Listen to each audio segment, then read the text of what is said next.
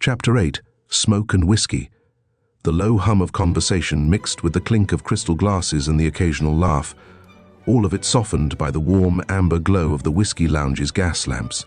It was a space designed for indulgence, with deep leather armchairs, mahogany-paneled walls, and the faint haze of cigar smoke curling lazily in the air.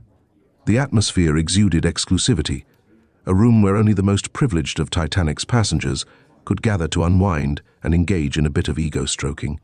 At the center of it all sat J. Bruce Ismay, his polished shoes crossed at the ankles, one hand swirling a glass of whiskey while the other rested on the arm of his chair.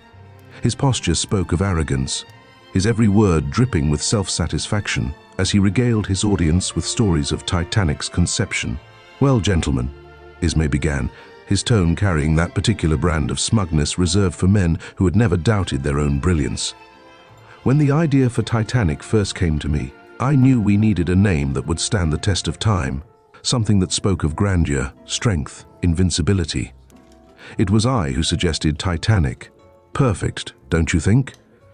He paused to sip his whiskey, his eyes scanning the room for admiration. Nothing less than a name of mythic proportions for the ship of dreams. A few polite chuckles followed, but not everyone shared his enthusiasm. Mr. Thomas Andrews, seated a few chairs away, listened in silence, his expression betraying none of the quiet irritation simmering beneath the surface. The ship's architect had little patience for Ismay's self-congratulatory tales, knowing just how much of Titanic's design and spirit had been built on the backs of others, men and women who would never step foot in a room like this. "And of course," Ismay continued, leaning forward as though sharing a secret with the group, "it was my insistence that convinced Captain Crowley to keep us at full speed. I told her that a ship like Titanic isn't meant to crawl across the Atlantic.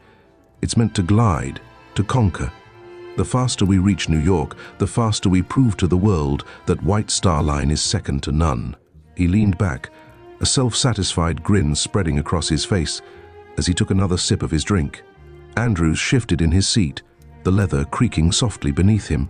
"I imagine Captain Crowley had her own considerations in mind when making that decision," he said evenly, his voice calm but carrying an edge that silenced the room momentarily. "She's not one to bow to pressure lightly, even from someone as persuasive as yourself, Mr. Ismay." Ismay's smile faltered for a split second, but he quickly recovered, waving a dismissive hand. "Oh, come now, Mr. Andrews. You know as well as I do that she sees the bigger picture. A woman in her position needs to be decisive, doesn't she? Besides, the passengers expect nothing less than the best, and full speed is what we promised." Andrews tilted his glass, the amber liquid catching the light as he considered his words carefully. "Decisive, yes," he replied, his tone deliberate, "but also measured. Captain Crowley has a remarkable ability to weigh the risks and rewards of every decision, even in the face of outside influence. I'd say that's what makes her the right person to command a ship like Titanic." The subtle jab wasn't lost on Ismay, who bristled slightly but masked it with a tight smile. Of course, she's quite capable. I'll give her that," he said, though the faint condescension in his tone was unmistakable. "Still, it doesn't hurt to have a bit of guidance from those who know what's best for the company." A murmur rippled through the room, the other men exchanging glances, unsure whether to agree or let the tension play out. Andrews, for his part, remained calm, his gaze steady as he took another sip of whiskey. He wasn't one to engage in open conflict, but his loyalty to Captain Crowley and to the integrity of the ship they had built together was unwavering. Just as the tension between Andrews and Ismay began to settle, the door to the whiskey lounge swung open with a loud creak, drawing the attention of the room. In stumbled Gavin Archer, senior officer and known troublemaker, his usually impeccable uniform slightly askew and his hair tousled as though he'd just rolled out of bed, or someone else's, as the rumors often went. A faint flush colored his cheeks, and his steps were uneven, though he tried to mask it with an air of forced composure. "Gentlemen," Gavin drawled, his voice slurring ever so slightly as he raised a hand in greeting, "I trust the evening's conversations haven't grown too dull without me." The room erupted in laughter, a few of the men lifting their glasses in acknowledgement. Ismay grinned, clearly pleased by the interruption. "Archer, you old rogue," he called out, motioning for Gavin to join them. I was just enlightening our friends here on the finer points of Titanic's speed and glory. Care to add your unique perspective? Gavin chuckled, weaving his way through the chairs to claim an empty seat. Oh, I'm sure you've got that covered, Mr. Ismay, he replied, smirking as he poured himself a generous glass of whiskey. Wouldn't want to step on your toes. As the men settled back into their banter, the lounge door swung open once more, this time revealing a flustered steward who hesitated in the doorway, his eyes scanning the room until they landed on Gavin. Mr. Archer, the young man began, his voice tense. I'm afraid we've had a bit of a situation, Gavin groaned, his head falling back against the chair. Can't it wait, lad? I'm off duty. The steward hesitated, then stepped forward, lowering his voice. It's about the lady in the promenade lounge, sir. She's complained to the purser. About your behavior. The room fell silent, save for the faint crackle of the fireplace. Gavin straightened in his chair, his easygoing demeanor replaced by a flash of irritation. What behavior? He demanded, his tone sharper than before. She claims you were overly familiar, sir, and intoxicated. The steward's voice faltered, his gaze darting nervously to the other men in the room. Ismay let out a hearty laugh, slapping his knee. Ah, Archer, you've done it again. Can't keep your hands to yourself, can you?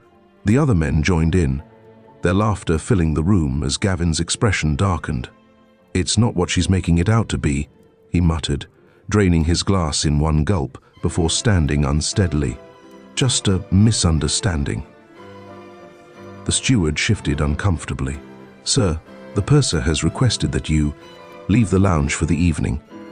A low murmur rippled through the room, and Gavin's jaw tightened. Leave? This is my ship, as much as anyone's.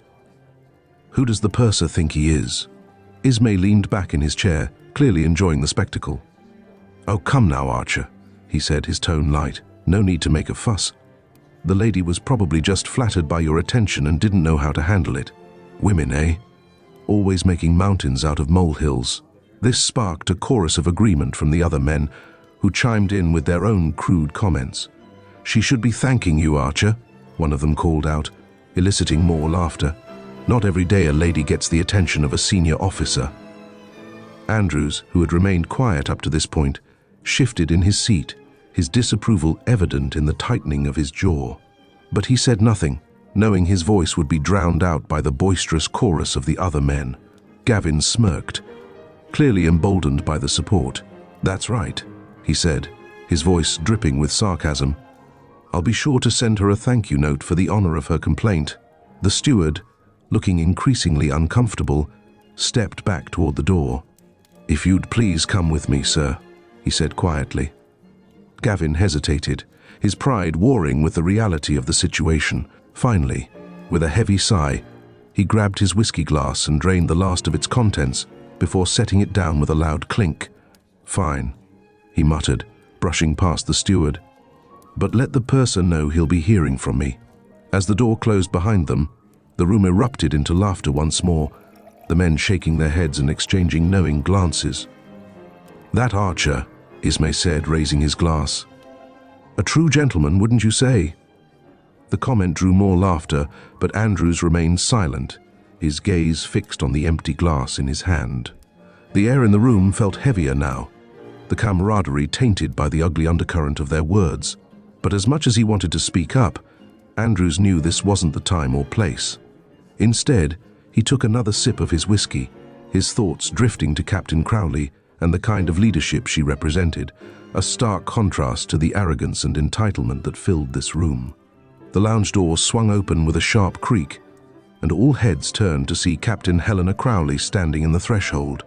Her sharp navy uniform, adorned with gold accents and polished brass buttons, seemed to glow in the firelight, commanding immediate attention.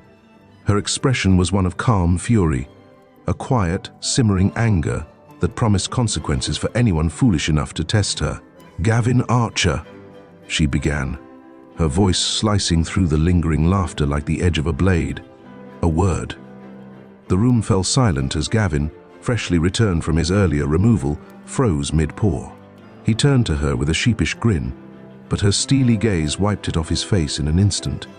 Captain, he said, straightening his posture in an attempt to reclaim some dignity.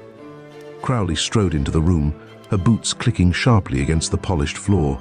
"I've just been informed that one of my senior officers has managed to disgrace himself, again in the company of passengers," she said coldly, her eyes boring into Gavin. "Care to explain yourself?" Gavin opened his mouth to respond, but Crowley held up a hand, silencing him. "Spare me the excuses. I've heard them all before." Her eyes scanned the room, taking in the stunned expressions of the men around her. "And judging by the atmosphere in here, I'd wager this isn't the only inappropriate behavior tonight." The tension in the room was palpable, the men shifting uncomfortably under her gaze. Ismay, sitting smugly in his chair with a glass of whiskey in hand, cleared his throat, drawing her attention. "Captain Crowley," he began with a thin smile, "we were merely—" "Save it, Mr. Ismay," she interrupted, her voice cutting like ice.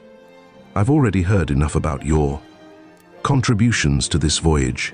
Ismay's smirk faltered, his cheeks flushing slightly as the other men avoided his gaze. Crowley took a step closer, her piercing eyes locked on him. "Let's address a rumor that's been circulating," she said, her tone measured but laced with disdain. "Apparently you've been telling people that you convinced me to light the last 4 boilers." Ismay's mouth opened and closed like a fish out of water, his usual confidence faltering under the weight of her words. "Well, Crowley didn't wait for him to finish. "Let me make one thing abundantly clear," she said, her voice rising slightly as she addressed the entire room. "I made that decision based on the efficiency and safety of this ship, not on the whims of a man whose greatest contribution to the Titanic was coming up with her name." A few of the men suppressed chuckles, and Ismay's face turned beet red. Crowley allowed herself the faintest of smiles before continuing. "I am the captain of this vessel. I am the one who decides her speed, her course, and her fate. If anyone here doubts my authority or my judgment, I suggest you take it up with the White Star Line. Assuming, of course, they'll take your calls." The room was deathly silent, the men too stunned to respond. Crowley turned to the bartender, who had been watching the scene unfold with barely concealed amusement. "Whiskey, neat," she ordered, her voice as calm and commanding as ever. The bartender poured her drink, sliding it across the bar with a grin. "On the house, Captain," he said, his voice tinged with admiration. Crowley raised the glass in a small toast, her eyes briefly meeting Ismay's. "To accountability," she said coolly before taking a deliberate sip. She set the glass down on the bar, nodding to the bartender. "Thank you." As she turned to leave, the men remained frozen in place, their earlier bravado reduced to silence. The bartender stifled a chuckle as Crowley strode out of the lounge, her steps confident and unhurried. Once the door closed behind her, the room erupted into hushed whispers, but none dared to say a word against her. The bartender leaned against the counter, shaking his head with a wry smile. "Well, gentlemen," he said, his tone light but pointed, "that's what a real captain looks like." Ismay drained his whiskey in one gulp, his hands trembling slightly as the weight of Crowley's words settled over him. Gavin, sitting in awkward silence, muttered under his breath, "I told you she was scary." The lounge returned to uneasy quiet, the men too embarrassed and cowed to resume their earlier banter. Crowley, meanwhile, walked down the corridor with her glass in hand, a faint smile tugging at her lips. She knew she'd left an impression, and that was exactly what she intended.